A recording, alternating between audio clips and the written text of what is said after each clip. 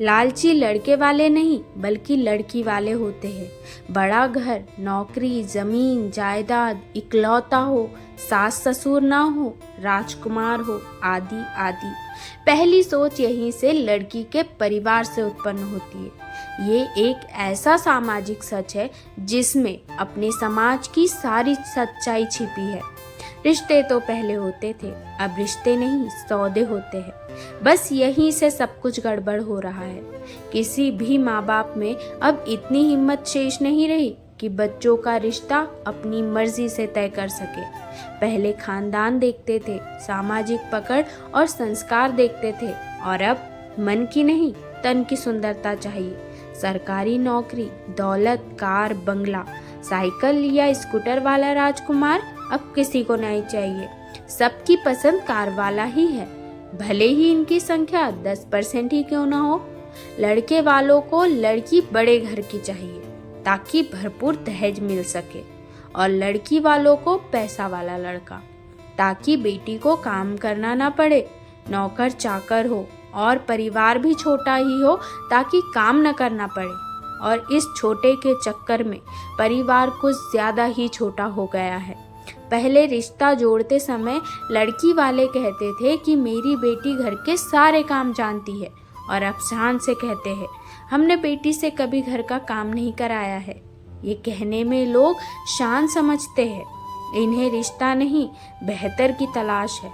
रिश्तों का बाजार सजा है गाड़ियों की तरह, शायद और कोई नई गाड़ी लॉन्च हो जाए।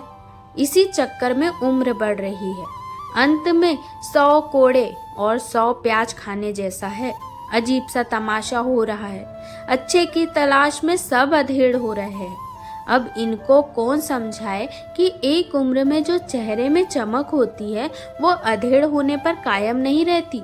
भले ही लाख रंग रोगन करवा लो ब्यूटी पार्लर में जाकर, एक चीज और संक्रमण की तरफ फैल रही है।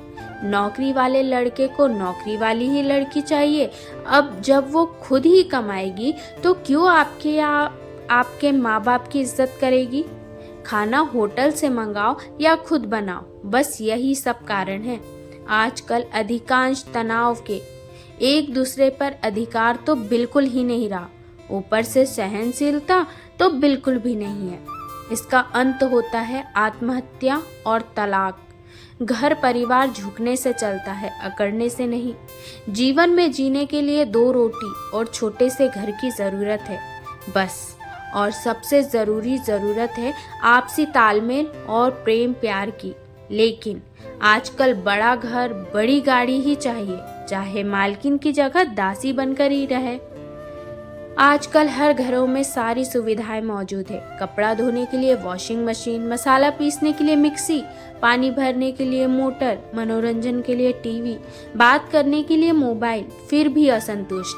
पहले ये सब कोई सुविधा नहीं थी। मनोरंजन का साधन केवल परिवार और घर का काम था, इसलिए फालतू की बातें दिमाग में नहीं आती थी। न तलाक न फांसी। आजकल दिन में 3 बार आधा घंटे मोबाइल में बातें करके, घंटों सीरियल देखकर, ब्यूटी पार्लर में समय बिताकर समय व्यतीत किया जाता है। जब ये जुमला सुनते हैं कि घर के काम से फुर्सत नहीं मिलती तो हंसी आ जाती है।